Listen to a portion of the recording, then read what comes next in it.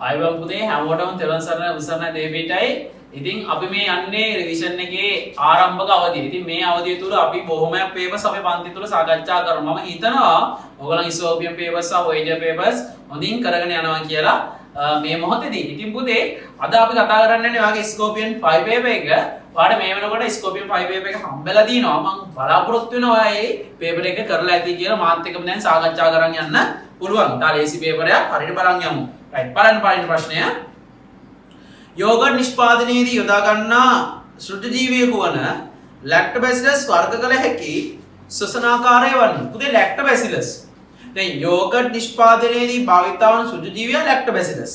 ලැක්ටෝබැසිලස් බුල්ගරිකස්, ස්ට්‍රෙප්ටෝකොකස් තර්මෝබිලස් කියලා අපි බැක්ටීරියා දෙවර්ගයක් භාවිත කරන යෝගට් නිෂ්පාදනය වෙනකොට එකට එක අනුපාතයට තමයි බොහෝ වෙලාවට ඒ දෙන්නව මුහුම් ආකාරයට අපි යෝගට් නිෂ්පාදනයේදී යොදා ගන්න. එතකොට පුතේ ලැක්ටෝබැසිලස් කෙනෙක් කෙනා ශුද්ධවාතකාමී එක්කෙනෙක්. ලැක්ටෝබැසිලස් කෙනෙක් කෙනා ශුද්ධවාතකාමී. මොකද මේ ශුද්ධවාතකාමී කියන්නේ ඔක්සිජන් සාන්ද්‍රණය 100%ක් පවන වගේ. අවශ්‍ය කරන කට්ටිය තමයි පුතේ ලැක්ටෝබැසිලස්ලා වගේ කට්ටිය. කියන්නේ ශුද්ධවාතකාමී කට්ටිය. ඒකට ඉතා ඉහළ ඔක්සිජන් සාන්ද්‍රණයක ජීවත් වීමේ හැකියාවක් නැහැ. නමුත් මේගොල්ලන්ට අවශ්‍ය වෙන්නේ ඉතා සුළු ඔක්සිජන් සාන්ද්‍රණය. ඒකින්ද අපි මේගොල්ලන්ට කියනවා පුතේ ශුද්ධවාතකාමී කියලා. පැහැදිලි නේද? right. එහෙනම් උත්තරේ ප්‍රශ්න අංක 1 උත්තරේ ශුද්ධවාතකාමී උත්තරේ 4. right. ඊළඟට යන්න මේ අතරින් බැක්ටීරියාවක් නොවන්නේ.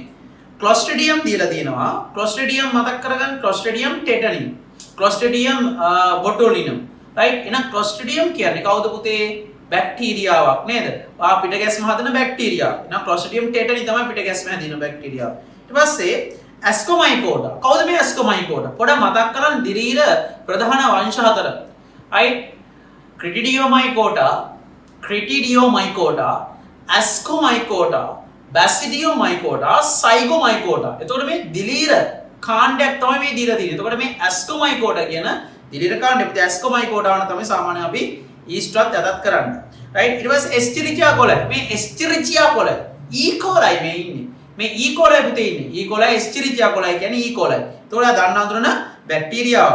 ලැක්ටෝබැසිලස් බැක්ටීරියාව. විබ්‍රියෝ කොලයි කියන්නේ බැක්ටීරියාවක්. එනම් පිළිතුරු අංක 2 ඇස්කොමයිකෝඩා කියන්නේ දිලීරයක් තියෙන එක. තුන්වෙනි එකට යමු.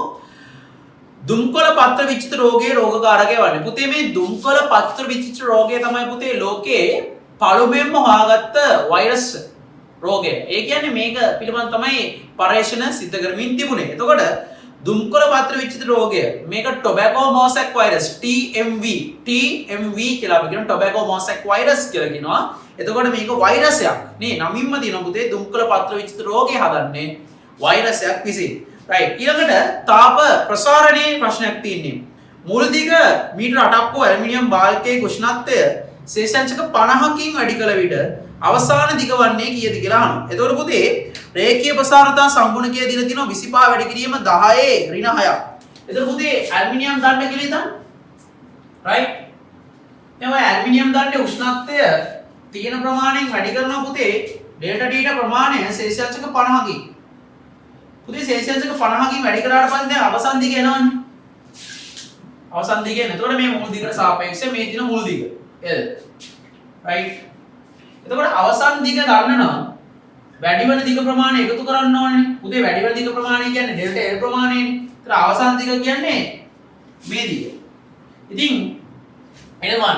ඉතින් ඇත්තටම L1 කියලා ගන්න පුළුවන් ලේසියෙන්ම ආරම්භක දිගට අපි යාට කියන්නේ L0 කියලා එකතු කරන්න වැඩි වෙන දිග. ඔක හරි ලේසි. ඒතර පුතාලා දීලා තියෙනවා මේකේ ඇල්ෆා ඇලුමිනියම් කියලා දීලා තියෙනවා. right. 25 වැඩි කිරීම 10 ඍණ 6 සෙල්සියස් අංශකයට. ඉතින් වැඩි වෙන දිග ප්‍රමාණය සූත්‍රය මොකක්ද? ඩෙල්ටා L සමානයි L0 ඇල්ෆා ඩෙල්ටා ටීටා. සම්මත ඒකකින් ආදේශ කරා උත්තරය ලේසියෙන්ම ගන්න පුළුවන්.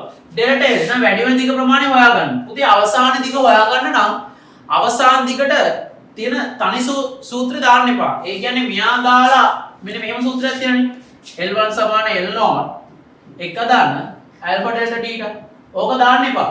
ලේසිම දේ තමයි වැඩි වෙන දිග ප්‍රමාණය හොයාගන්න. වැඩි වෙන දිග ප්‍රමාණය හොයාගන්න ආරම්භක දිග දන්නවනේ. ආරම්භක දිග මීටර 8යි නේද?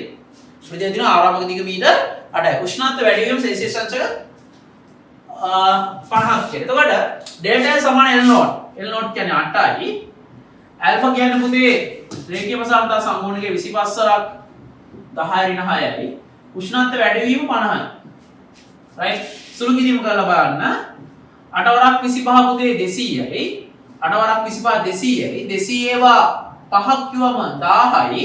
1000ට තව බිංදුවක් එක්කවරම 10000යි. 10000 ගුණ කිරීම 10 න 6 වුණා පුතේ. මේකේ දර්ශකත් එක්ක යනකොට 0.01 කියලා තමයි අපිට එන්නේ මීටර වලින්. 0.01 කියලා තමයි මීටර වලින්. බලන්න 8 වරක් 25 200යි. 200 50 10000යි. 10000 ගුණ කිරීම 10 න 6. එතකොට 10 න 6ට මෙතනින් 4ක් අයින් කරලා දශම ස්ථාන දෙකක් තාම මේ පැත්තට පයින්නවා.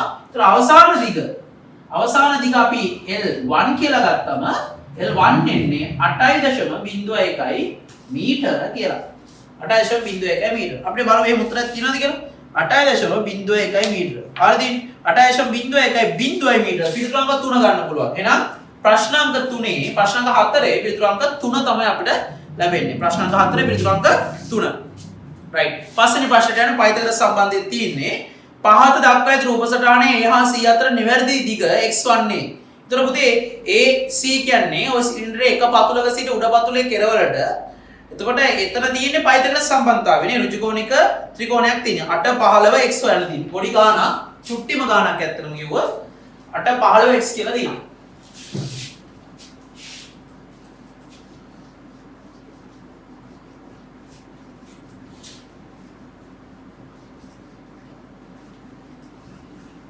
එතකොට මේක x මේක 15 මේක 8. ඉතින් x හොයන්න පුළුවන් පුතේ x වර්ගය සමානයි 8 වර්ගය ධන 15 වර්ගය නේද? එතකොට x වර්ගය සමානයි 64යි පොඩි ගාණක් right 15 වර්ගයේ 225යි. එතකොට මෙතන පුතේ 289ක් කියලා right එහෙනම් x වර්ගයේ එහෙනම් x සමානයි පුතේ 289 වර්ග මූලය. එහෙනම් උත්තරේ වෙනවා x සමානයි මම හිතන්නේ 17ක් කියලා එන්නේ. x සමාන 17. එහෙනම් පිළිතුරු අංක බලන්න පුතේ 17. පිළිතුරු අංක එකේම කෙරෙමු තියෙනවා 17යි කල්පනාකාරී වෙන්නේ සෙන්ටිමීටර. නම් ප්‍රශ්න අංක 5 පිළිතුරු අංක 1. ප්‍රශ්න අංක 5 පිළිතුරු අංක 1. ප්‍රශ්න අංක 5 පිළිතුරු අංක 1.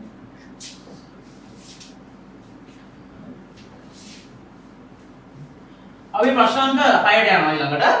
ප්‍රශ්න අංක 6 අහන පුතේ පාසදැයි මතේ කාබෝහයිඩ්‍රේටයක් නොවන්නේ. පුතේ කාබෝහයිඩ්‍රේටයක් නොවන්නේ. ඒතර කාබෝහයිඩ්‍රේට් ගත්තම අපි ප්‍රධාන වශයෙන් කතා කරන්නේ නැවත මේ කාබෝහයිඩ්‍රේට ප්‍රධාන කාරණා තුනයි මොනොසැකරයිඩ්, ඩයිසැකරයිඩ්, පොලිසැකරයිඩ් කියලා කතා කරනවා. ඒතර මොනොසැකරයිඩ් තුනක් ගැන කතා කරනවා ග්ලූකෝස්, ෆ්‍රක්ටෝස්, ගැලැක්ටෝස් කියලා. ඊට පස්සේ ඩයිසැකරයිඩ් හතරක් ගැන කතා කරනවා අපි මෝල්ටෝස්, සෙලබයෝස්, සුක්‍රෝස් සහ ලැක්ටෝස් කියලා. ඊට පස්සේ අපි කතා කරමු පුතේ පොලිසැකරයිඩ් ප්‍රධාන වශයෙන් තුනක් ගැන. ඒ තමයි පිෂ්ඨය, ග්ලයිකෝජන් සහ සෙලියුලෝස් කියලා. එතකොට මේ ඔක්කොම කාබෝහයිඩ්‍රේට්. එහෙනම් කාබෝහයිඩ්‍රේට් නොවන ඒවා තමයි අපිට හොයන්න තියෙන්නේ. එතකොට බලන්න සුක්‍රෝස්. සුක්‍රෝස් කියන්නේ පුතේ ඩයිසැකරයිඩ් නේ. කැරොටින්. right. කැරොටින් කියන්නේ ප්‍රෝටීන් එක. කැරොටින් කියන්නේ ප්‍රෝටීන් එක. එතකොට සෙල්ලෝස් කියන්නේ පොලිසැකරයිඩ් එක, කාබෝහයිඩ්‍රේට් එක. ලැක්ටෝස් ඩයිසැකරයිඩ් එක කිරිවල අඩංගු වෙන්නේ ලැක්ටෝස්. කයිටින් කියන්නේ නයිට්‍රජන් අඩංගු පොලිසැකරයිඩ් ව්‍යුත්පන්නයක්. එතකොට මේකෙදි ප්‍රධාන වශයෙන් අපිට ගන්න පුළුවන් උත්තරේ කැරොටින්. ඒකට හේතුව ගැලපෙන්නේ ඒක. කැරොටින් කෙනෙක් කියන කොහොමද කාබෝහයිඩ්‍රේට් එක සම්බන්ධ වෙච්ච කෙනෙකුත් නෙමෙයි නිසාවෙන් කැරොටින් තමයි උත්තරේනේ. කයිටින් කියන්නේ පොලිසැකරයිඩ් ව්‍යුත්පන්නයක්. right. ඒතර කැරොටින් තමයි මුතේ උත්තරේ.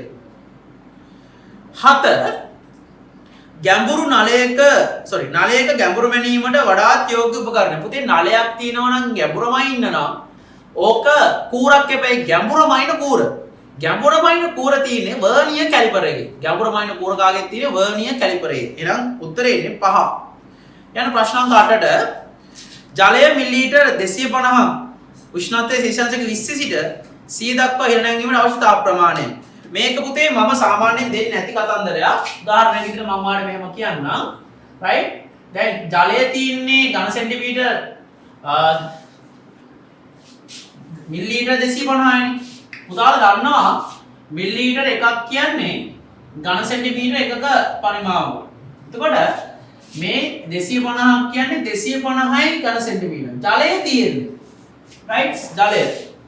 ඔයා දන්නවා සාමාන්‍ය මම පන්තියේදී උනත් දෙන්නේ නැහැ ජලය සඳහා ප්‍රධාන දත්ත දෙකක්. ජලයේ ඝනත්වය. මෙන්න මේ දත්ත දෙක මම ඔතන හැංගුවා. මට අවශ්‍ය නිසා හැංගුවේ. ජලය අදාළ ඝනත්වය. ජලය සඳහා වන ඝනත්වය. right ජලයේ ඝනත්වය කීයද? ජලයේ ඝනත්වය. ජලයේ ඝනත්වය අපි සාමාන්‍යයෙන් ගන්න පුතේ 1000යි kg m ඍණ 3 ඝන මීටර කිලෝග්‍රෑම් 1000. ඒ කියන්නේ ආසන වශයෙන් සමානයි 1යි ග්‍රෑමයටනේ. කිලෝග්‍රෑමයට එච්චර නම් ග්‍රෑමයට ඝන සෙන්ටිමීටර 1යි. ඝන සෙන්ටිමීටරයට ඝන සෙන්ටිමීටර ග්‍රෑම් 1යි. එතකොට ජලයේ ඝනත්වය ඕක. සාමාන්‍යයෙන් මම වගේ දත්වල දෙන්නේ නැහැ ඕක. ඊළඟ ජලයේ විශිෂ්ට තාප ධාරිතාව. ජලයේ විශිෂ්ට තාප ධාරිතාව. පුතේ ජලයේ විශිෂ්ට තාප ධාරිතාව අපි සාමාන්‍යයෙන් ගන්නේ 4200යි J kg ඍණ 1 c ඍණ 1. මේක පුතේ කිලෝග්‍රෑමයට ජූල් ගන්නනේ. නම් ග්‍රෑම් එකක් ගත්තොත් 4.2. එහෙනම් 4.2 තමයි පුතේ ග්‍රෑම් එකක් ගත්තොත්.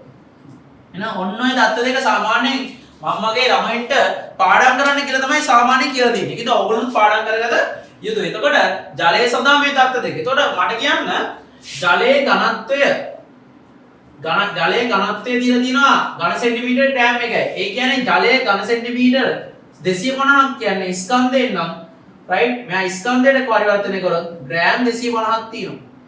දැන් ජලයේ ස්කන්ධය ග්‍රෑම් 250ක් මෙතන තියෙනවා. ඇයි ඒ?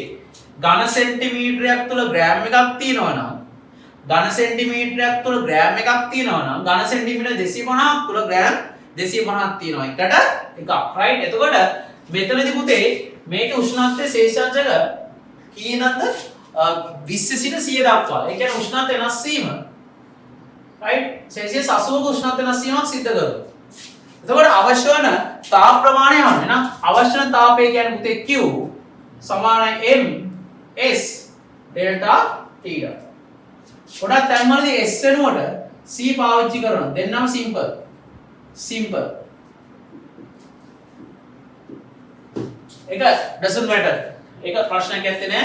You can apply whatever you want. right? Q M කියන්නේ පුතේ ස්කන්ධය මේ. දැන් මෙහෙම දෙයක් තියෙනවා. ඔයාලා දැන් ස්කන්ධය පාවිච්චි කරන්නේ ග්‍රෑම් වලින් වුණොත් ඔයා විශිෂ්ටතාව ධාරිතාවය ග්‍රෑම් වලට අදාළ ඒකකින් ආදේශ කරන්න සිද්ධ වෙනවා. නා ස්කන්ධය පාවිච්චි කරන්නේ ග්‍රෑම් නම් 250යි ග්‍රෑම්. නා S කියන්නේ විශිෂ්ටතාව ධාරිතාව 4200 පාවිච්චි කරන්න බෑ මොකද ඒක කිලෝග්‍රෑමයට. ග්‍රෑමයට කොච්චරද? 4.2යි. 4.2යි J G ඍණ 1 C ඍණ 1 උෂ්ණත්වය වෙනස් වීම පුතේ 80යි. එතකොට ඒකක් කැපෙනවා G කැපෙනවා. මෙතන සෙල්සියස්ට සෙල්සියස් කැපෙනවා. නම් උත්තරේනේ Q සමානයි 250 ගුණ කිරීම 4.2 ගුණ කිරීම 80 කියලා එනවා. එහෙනම් අපිට පුතේ මේක තවදුරටත් සුළු කරලා උත්තරේනේ ජූල් වලින්. right මේ උත්තරේනේ ජූල් වලින්. ඒතර සුළු කළාම Q සමානයි මේ දශම ස්ථානේ මේ අයින් කළාම right 250 8ක් ගත්තාම පුතේ 2000යි 2000ව 42ක් කියන්නේ පුතේ 84යි 84000ක් වෙනවා ජූල් වල. ජූල් 84000ක් වෙනවා. ජූල් 84000 උත්තරේ නෑ පුතේ අපි බෙදන්න ඕනේ නම් 1000න්. එතකොට 84යි කිලෝ ජූල් කියලා එනවා මේ. 84යි කිලෝ ජූල් කියලා එනවා. පිළිතුරු අංක 3. 84යි කිලෝ ජූල් කියලා එනවා. අර ලස්සන ප්‍රශ්නයක්. right 84යි කිලෝ ජූල්.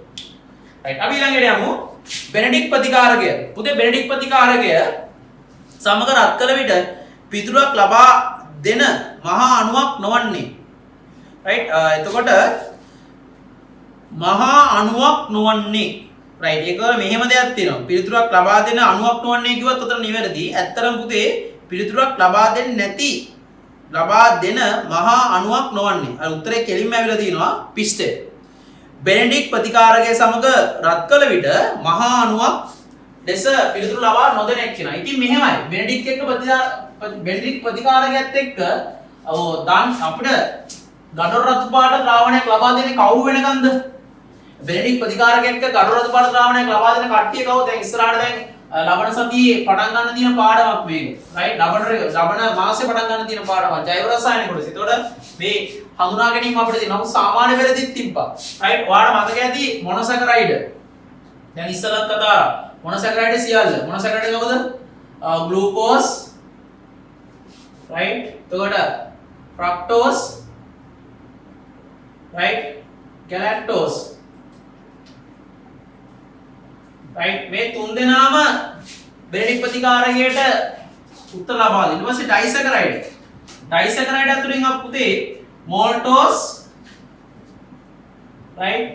ઝෙලබයෝස්. ඊළඟ ලැක්ටෝස් පිළිතුරු ලබා දෙනවා. එතකොට මේවා ඔක්සිහාරක සීනි කියලා අපි වැඩි කියනවා. ඔක්සිහාරක සීනි.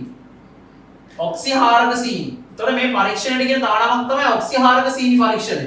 මේ පරීක්ෂණ කියන තානාවක් තමයි ඔක්සිහාරක සීනි පරීක්ෂණය. එතකොට මේගොල්ලන් සියල්ලක්ම බෙනෙඩික්ට් සමග ගඩොල් රතු අවශ්‍ය වේ.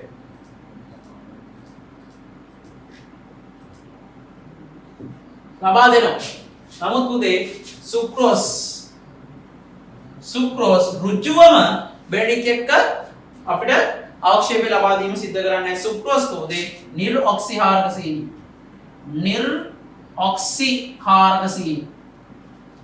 රයිට්? සුක්‍රෝස් සම්ප්‍රදාය පරීක්ෂණ අපිට ඊළඟ ප්‍රශ්න වලදී යොමු වෙනවා. පිළිතුරු අංක එන්නේ පුතේ පිළිතුරු අංක 1. මොකද ඩයිසැකරයිඩයි මොනොසැකරයිඩයි විතරයි පුතේ ඔක්සිහාරක සීනි පරීක්ෂණයේදී පිළිතුරු ලබා දෙන්නේ. පිෂ්ඨය, ග්ලයිකෝජන්, රයිට්, සෙලුලෝස් වගේ ඒවා ලබා දෙන්නේ නැහැ. රයිට්? ඊළඟ ලේසි IT ප්‍රශ්නයක් තියෙන්නේ මෙහෙයුම් පද්ධතියක් නොවන්නේ කියලා අහන්නේ. මෙහෙයුම් පද්ධතිය නොවන්නේ මොකක්ද කියලා අපෙන් අහනවා. එතකොට Android කියන්නේ මෙහෙයුම් පද්ධතියක්. රයිට්? MS DOS කියන්නේ මෙහෙයුම් පද්ධතියක්. Mac OS කියන්නේ මෙහෙයුම් පද්ධතියක්. Galaxy 10 මොකක් හරි ෆෝන් එකක් වෙන්නේ නැති. රයිට්? Ubuntu කියන්නේ පුතේ මෙහෙයුම් පද්ධතියක්. රයිට්? එහෙනම් ස්කෝපියම් පේපරේ මේ මෙයාලයි අවසන් වෙනවා. ඔයාලට එතකොට ඉදිරි ස්කෝපියම් පේපර් සමගින් සම්බන්ධ වෙනවා. මතක තියාගන්න හොඳට පාඩම් ටික කරන්න. ස්කෝපියම් පේපරේ ස්පීඩ් පේපරයක් පන්ති රාගුලයටක් ගාලා කරන එකක්. ඒකද අනිවාර්යෙන් ස්කෝපියම් වොයේජර් පේපර්ස් අරමුණ විතරයි පාඩම නැරඹීමේ හැකියාව මින් අනුතුරුව තියෙන්නේ. ස්කෝපියම් වොයේජර් පේපර්ස් අරමුණ විතරයි මාලකපිදර්ශන.lk වෙබ්සයිට් එක හරහා ගිහලා ලොගින් පහසුකම ලබා ගැනීමේ හැකියාව තියෙන්නේ. රයිට්? එහෙනම් හැමෝටම තෙරුවන් සරණයි, බුදු සරණයි, දේවීඩයි පුතේ පරිස්සමින් ඉන්න.